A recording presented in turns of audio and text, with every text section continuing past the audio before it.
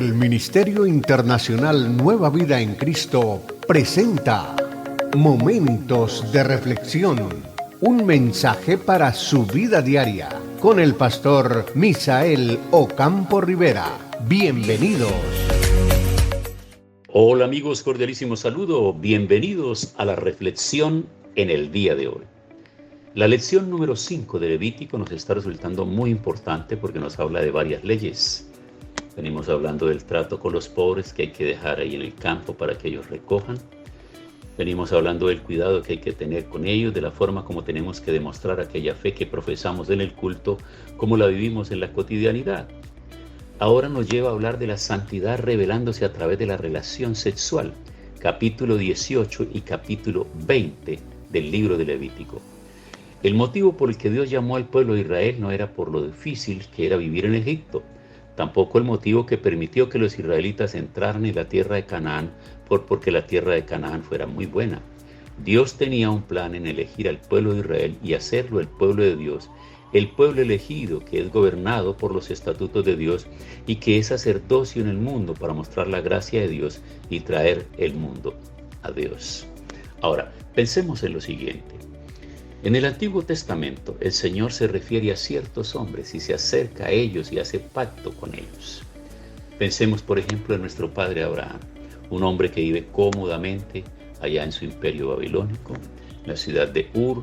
Él y su padre están en la comodidad económica, en su trabajo que tienen de hacer ahí en su taller, hacer ídolos y distribuirlos por toda la tierra conocida del momento, de manera que ellos estaban muy bien. Y prácticamente estaban bien con su religión, con sus ídolos. Pero Dios se fija en el corazón de este hombre y lo llama. Y le dice 4 cosas importantes. Primera, sal de tu tierra. Segunda, sal de tu parentela. Tercera, sal de la casa de tu padre. Y cuarta, ve a la tierra que yo te mostraré. Y este hombre fue paulatinamente cumpliendo cada uno de sus compromisos que asumió al aceptar el reto de Dios. Y vamos a decir que de ese hombre, en una historia que se extiende por años, por siglos, Dios forma un pueblo. Dios toma de todos los pueblos la descendencia de los hijos de las 12 tribus que nacen precisamente del nieto de Abraham. Abraham es el abuelo, Isaac es el padre, Jacob es el nieto. Y de ese Jacob nacen 12 hijos y cada uno de ellos se constituyen en los padres, en las cabezas de familia de las 12 tribus que van a conformar el pueblo de Israel. Ahora, es interesante verlo de esta manera y quiero que lo entiendan y no pierda esta analogía que yo quiero hacer ahora aquí, mostrarles. Porque Dios está en el Antiguo Testamento organizando un pueblo al cual le va a enseñar a través de las diferentes leyes, no solamente las de la relación con Dios en esa manera vertical, sino también las leyes éticas y morales en relación con su prójimo, esas relaciones sociales que deben tener. Entonces toma de todos los pueblos esa muestra a través de las 12 tribus que se llama el pueblo de Israel. Por cierto, un pueblo que aún permanece todavía y que lo conocemos en la política internacional del mundo, que lo conocemos nosotros como uno de los estados también, que funciona como una de las naciones y de los países del tiempo presente, la geopolítica del momento. Y por cierto, en este tiempo, en este último tiempo, se están conociendo muchas noticias de su confrontación, su guerra que tiene con sus enemigos, con sus hermanos, con sus medios hermanos.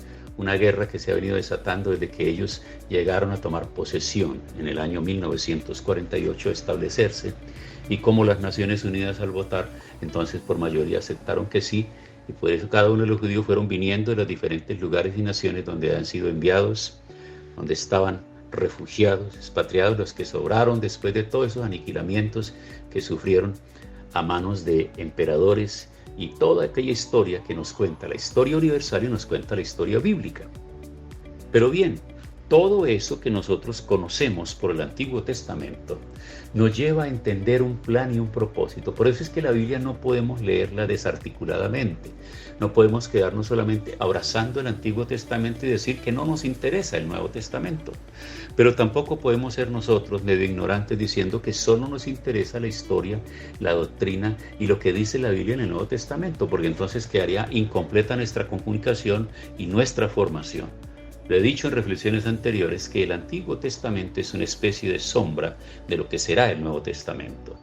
Y si bien es cierto que Él toma esas 12 tribus y las forma y se constituyen como una nación y el pueblo hebreo o el pueblo de Israel, y ahí se están sembrando todas esas leyes, vamos a decir nosotros que el Señor tiene un propósito y un proyecto con ese pueblo y lo va a educar, lo va a reeducar.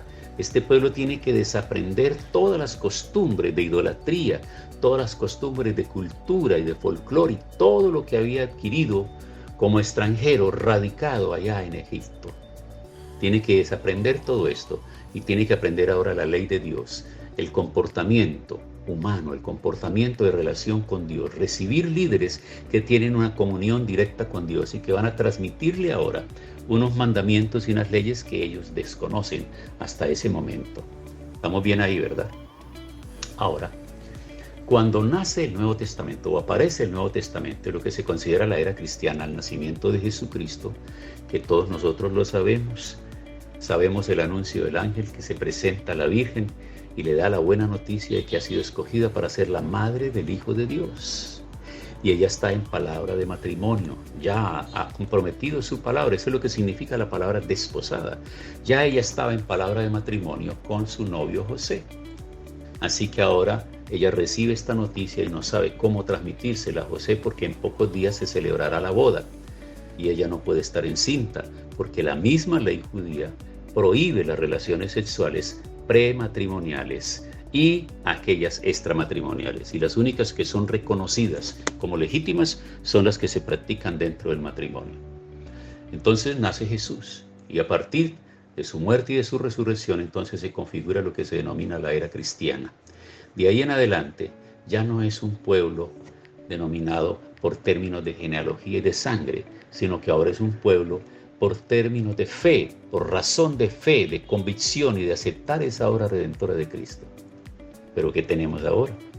Entonces ahora tenemos que ver nosotros y saber escoger que de todo ese paquete de leyes del Antiguo Testamento y muchas de ellas que fueron tradiciones para el pueblo, ahora en el Nuevo Testamento, para todos los pueblos y naciones que se acercan al Señor, hay un compromiso y hay un pacto diferente. Y esto es lo que quiero que tengamos en mente. Entonces, vamos a hablar ahora acerca de la santidad revelada a través de las relaciones sexuales. En el capítulo 18 y capítulo 20 del libro de Levítico, el motivo por el que Dios llamó al pueblo de Israel no era por lo difícil que era vivir en Egipto y tampoco porque fueran a entrar a una tierra que estuviera en mejores condiciones. Dios tenía un plan en elegir al pueblo de Israel y hacerlo el pueblo de Dios, el pueblo elegido, que es gobernado por los estatutos de Dios y que es sacerdocio en el mundo para mostrar la gracia de Dios y traer el mundo a Dios. Esto me gusta, y traer ese mundo de personas pudieran llegar a Dios y que el mundo de Dios es lo que Jesús ora en el Padre Nuestro. Venga tu reino y hágase tu voluntad como en el cielo, así también en la tierra. Es decir, que aquí en la tierra nosotros podamos hacer las cosas como se hacen en el cielo. ¿Y cuál es el deseo de Dios para su pueblo? Pues el deseo es: no haréis como hacen en la tierra de Egipto, en la cual morasteis, ni haréis como hacen en la tierra de Canaán, a la cual yo os conduzco. Ni andaréis en sus estatutos, mis ordenanzas pondréis por obra, y mis estatutos guardaréis andando en ellos, yo Jehová vuestro Dios. En los versículos 3 al 4 del capítulo 8, mis estatutos, está en contraste de sus estatutos que se hacen en la tierra de Canaán y de Egipto. Aunque el cuerpo del pueblo de Israel había salido de Egipto, el corazón de ellos aún estaba allá. El pensamiento y las cosas que perseguían eran de Egipto, y sabían las costumbres egipcias, pues las vivieron durante 430 años. Entonces, cuando la situación era mala, les hacía mucha falta Egipto, pero Israel no debía andar en las costumbres de los egipcios o de los cananeos. Y aquí andar significa que el pueblo de Israel seguía esas ordenanzas en la vida cotidiana con una buena intención. Cuando se asentaron en Canaán fueron tentados a practicar las costumbres fascinantes de Egipto, a imitar las prácticas de los cananeos. Las costumbres que veían enfrente eran las prácticas rituales que tuvieron sus raíces en la relación familiar y en los ritos de fertilidad. En Levítico el capítulo 20, el verso 23 y el capítulo 26, verso 3, se habla de esto. Ahora bien, ¿qué tipo de costumbres ellos tuvieron en la tierra de Canaán y de Egipto? El centro de este discurso es la legislación de la regulación sexual, el delito sexual. El capítulo 18, el delito sexual, 18 obviamente de Levítico, se divide en dos partes, dependiendo del ámbito del delito sexual. El ámbito social, Levítico 18:7. La desnudez de tu padre o la desnudez de tu madre no descubrirás.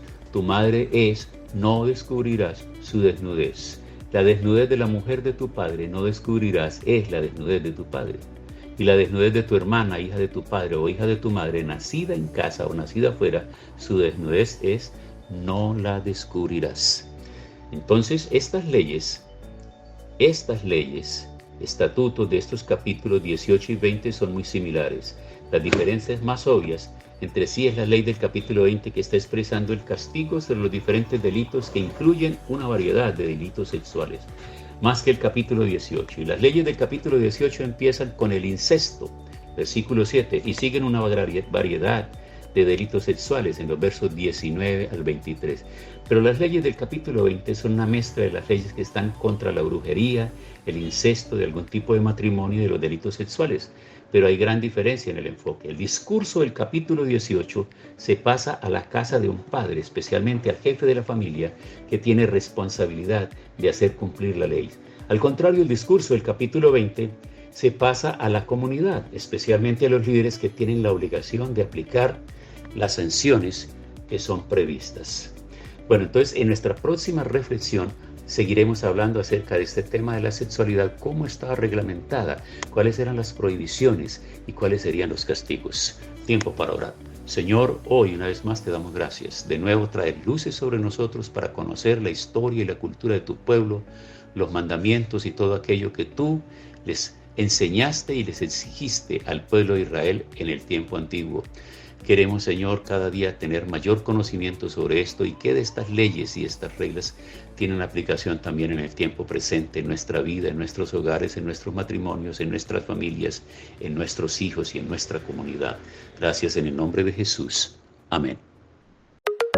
Hemos disfrutado de un gran momento de reflexión con el pastor Misael Ocampo Rivera. Un mensaje lleno de amor, esperanza y felicidad para tu vida. Los invitamos a compartir este mensaje con sus amistades y en sus redes sociales. Búsquenos en YouTube y Facebook como Ministerio Internacional Nueva Vida en Cristo y en Instagram como @MinInternacional Nueva Vida. Momentos de reflexión.